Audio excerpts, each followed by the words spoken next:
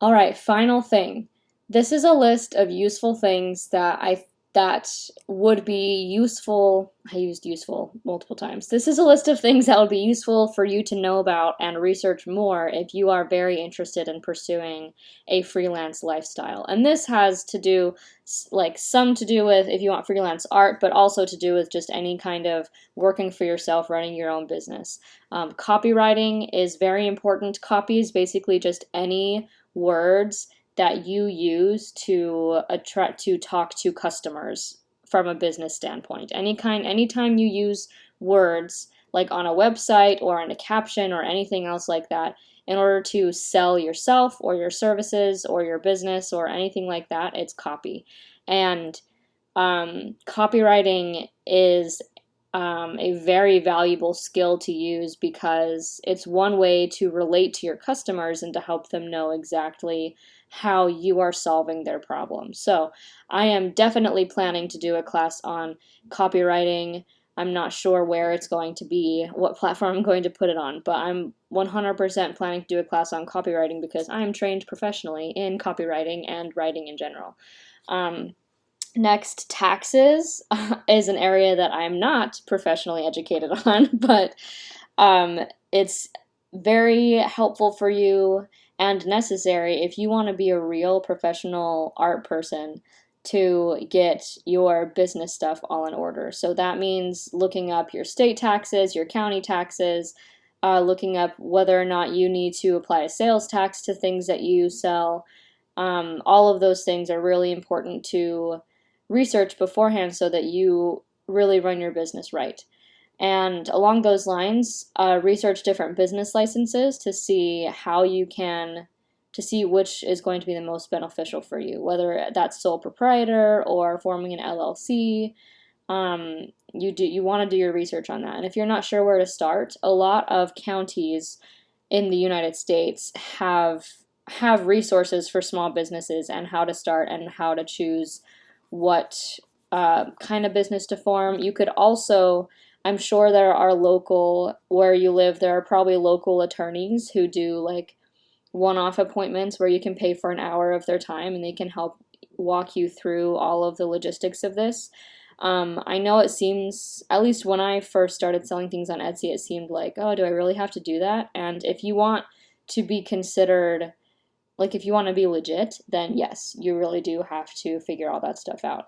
So along those lines, figuring out payment, how people can pay you, how clients can pay you, especially if you're working like outside of platforms that already have a payment system in place. Etsy has its own payment system, but if you're not working through Etsy, like if you're just hiring clients, then you want to look into how you can invoice them and how they can pay you. So there are some sites that a lot of people use, Square, PayPal, and Co. I have experience with both PayPal and Co.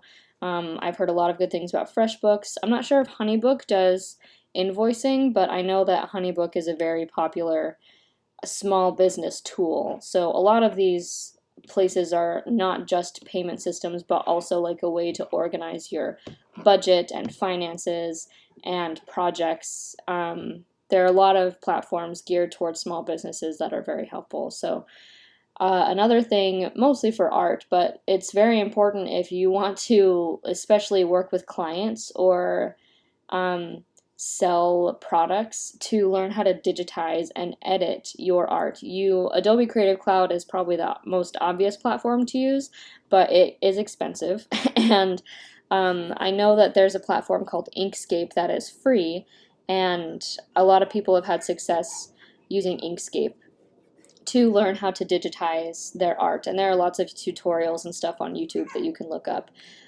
We have talked a lot about email lists in this class, and some email list software I know of without going through a website. MailChimp, ConvertKit are the two that immediately come to mind. I'm sure there are more, but you could also go through your website. My email list is run through, my website is on Wix, so my email list is run through Wix, and it has worked pretty well so far, but I always evaluate all of that stuff every year.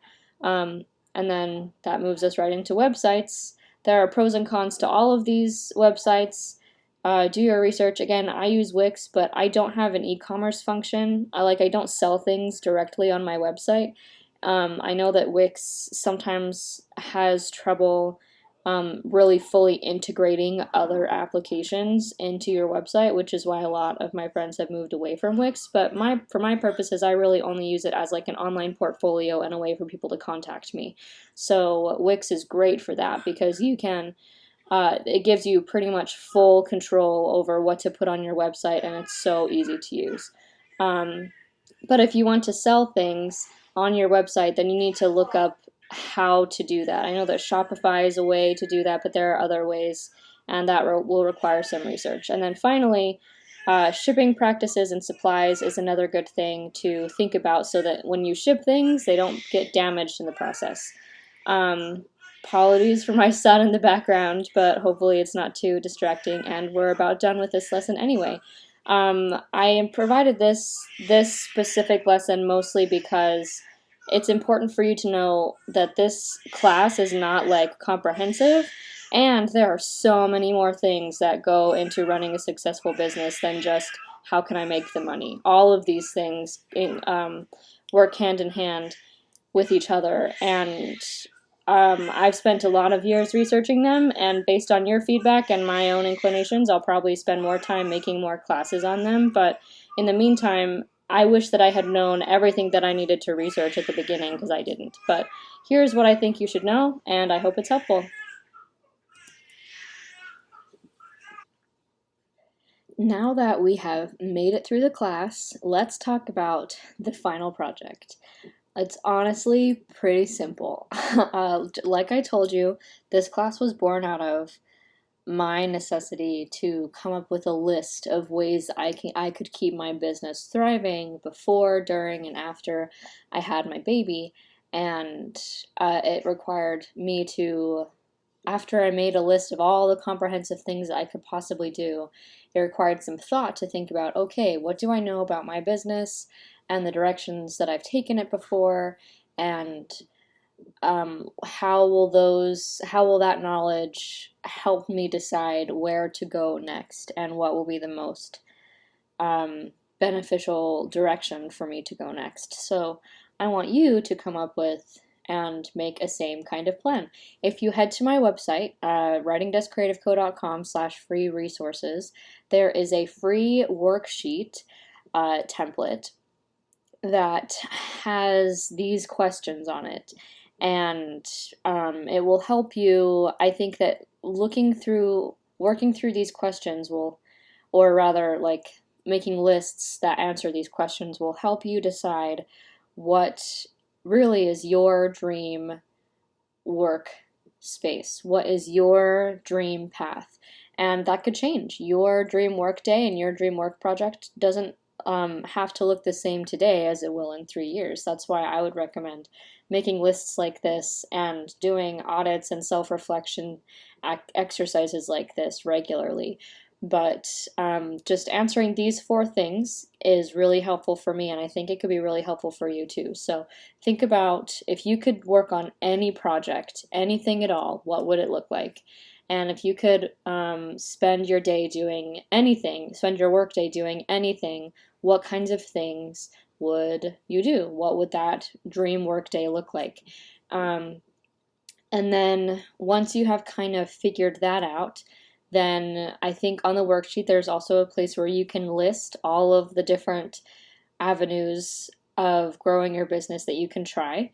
And then I want you to list things that you can do this week. So that would definitely be things you can do immediately to help prepare you to pursue those ways of bringing in income, and then make goals for the next quarter. So the next quarter means the next 3 months.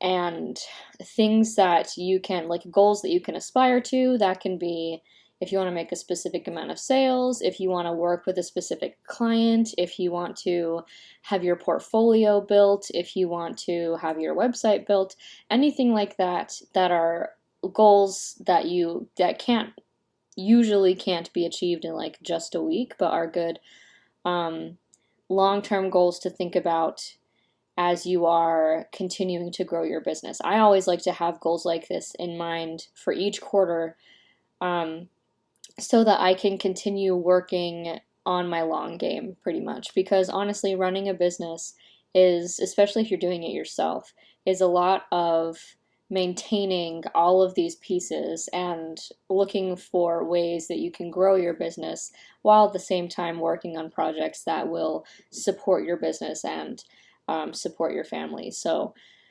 having goals in mind will help you know what projects to pursue and will help you know what what direction, help you figure out what direction to take your business in the near future. So for the final project, please fill out this worksheet, take a screenshot, and post it to the project gallery. And while you're at it, I think it would be really helpful for you to look at the worksheets from other students and connect with other students. I know from experience that having an accountability partner can be a really great way to build your business. I've met a few people on Instagram who act as kind of accountability partners, where we share success stories and we share new business ventures, and it's just a really excellent way to find friendship, especially if you are the only one running your business and you're doing it from home. So it can be a little bit lonely, and also a way to really collaborate with like-minded people. So, but maybe accountability partners can be a topic for another day. For now, this is the final project. So once again, you can download the free template at my website. There's also a link in the class description. So it should be very easy to find the worksheet, to fill out these questions, take some time, and take a screenshot, and that's it. So thank you so much for watching this class. My Instagram handle is thiswritingdesk, and I already sent you the link to my website, but I had a really great time working with you on this, and if you ever are thinking about directions that you want to take your business, or remember something you learned in this class and want to give me a shout out on Instagram, I would love to be connected with you and to get updates on how your business plan has been going. So with that, let's move on to the final video where we just recap the lesson and you get to see my face one more time.